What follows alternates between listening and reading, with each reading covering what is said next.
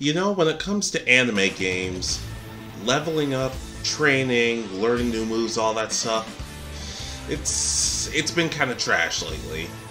Not like I mean this in the nicest way possible, but it doesn't really make a whole lot of sense when you really think about it. Oh, I got to level 20 and now I'm learning this brand new move. But really, that's not really how it works in most anime games. Or most anime, actually. And Naruto is no different. We didn't see Naruto train and get to level 30 or something and automatically learn a new technique. No. We saw him spending several hours training, working his ass off, and just doing anything he can to get stronger. Along with him practicing certain techniques. That's something that I would like in the next Naruto game. Actually practicing certain techniques. For example, let's say you start off with the clone jutsu. Your clones aren't great to start since you're beginning, but over time, if you keep training and practicing it, the clones get better and better and better, and eventually maybe it becomes easy for you to learn the shadow clone jutsu, or something in that regards. Me personally, I've always said that if I were a ninja in Naruto, I'd want my character to have a multiple different variety of clones, so clay clones, shadow clones, ink clones, just a whole bunch of other stuff. And so when it comes to training though, well, what I would want in this dream Naruto game that's absolutely, definitely not gonna happen, and I would want your character to start off with a certain nature release. We know the releases: fire, wind, lightning, earth, water. But me personally, I think that no matter whichever one you choose should decide how easy it is at learning certain jutsu. For example, if you're a fire style user, you learn fire much more easily, fire jutsu much more easily. Wind jutsu, water, etc, etc, etc. Now, of course, I don't think you should be married to just this one. It could just be the one that you're best at, but you could learn other chakra natures. It would just be more difficult depending on what it is.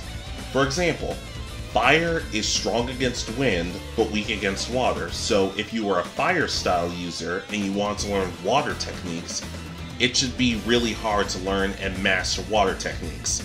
But you would go to maybe the rain village and learn through people in that village. Or on the other side, if you're a fire style user against a wind style, you want to learn wind style, then maybe you could go to the sand village and learn from a couple people there, and it would be much easier to learn since fire is strong against wind, or just whatever element you decide to pick. Not only that, but personally, in terms of training, there needs to be something new rather than just simply leveling up. Like I said before, there could be training exercises, like if you want to get good with shuriken, you practice throwing shuriken up against trees, or maybe if you have a battle with somebody, depending on how much shuriken stuff you use, that aspect levels up. I remember in the God Eater video games, depending on what techniques you use, those techniques leveled up. It wasn't just you leveled up in general, it was whatever you focused on in that one battle, that was what leveled up. And I think that's a good idea in terms of this game.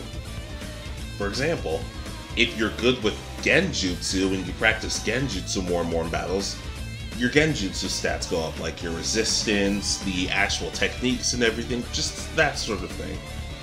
I just don't want a chance of, oh, well, you get stronger and then you learn these certain jutsu, because you shouldn't be able to level up and just learn the Rasengan automatically. Somebody you know should see you and be willing to teach you the Rasengan or something like that. And an actual, like, mini-game style type of thing. Now, I'm not necessarily saying, hey, get a water balloon, get an air balloon, do that sort of thing. They don't all have to be that specific, but just some type of training style. Like, maybe you have to practice your chakra control or your breathing for fire style jutsu, while water style jutsus, a lot of them are good with fluidity, so maybe stealth could have something to do with that. Wind could be you have to up your speed, while earth could be your defense, fire could be attack, etc. Just a lot of other different types of stuff. And not only that, but in terms of training, you shouldn't necessarily have to just learn one thing under certain people. Like, because, for example, we all know, despite the fact that Kakashi knows a lot of ninjutsu, he's also really good with the Sharingan. So, hypothetically, if your character had the Sharingan, you could learn under him, and he would teach you different techniques in that sort of regard. Or, if you want to train under Guy Sensei, he could help you with taijutsu and summoning that giant turtle thing that I don't think we ever really got to see all that often. But just that sort of thing.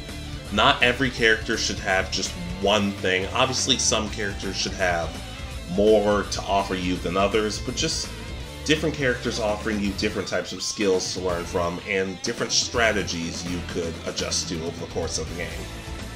Obviously, if you start off in when you start off in the Ninja Academy, it should be a little bit of a low expertise. Like, you shouldn't be that great at everything. Some stuff you should be really good at, while other stuff you should struggle with.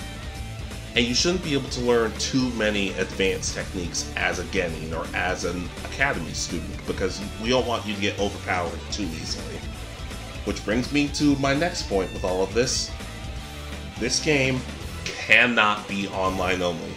I know Globku and Asafumas and a couple of other people said, oh, well, if this game happens, it needs to be online only. No. The Shinobi Strikers servers were terrible when they first started, and they've gotten a lot better. At the same time, though, they can't expect us to pay full price for online-only games anymore. Plus, in regards to story, I know a lot of people would want a story to this game, and it's a lot harder to do a story in an online-only game, especially in the world of Naruto, where your actions should have consequences. Now, I know some of you were thinking, once again, well, that's not very realistic. Well, guys, it's our Dream Naruto game. None of this is realistic. None of it's gonna happen, per se, but it's fun to think about. So, in terms of training, what would you guys like to see? How would you guys like to learn different techniques, different chakra natures? Let us know in the comments, and let us know what you want us to talk about next in this definitely not happening Naruto Dream game.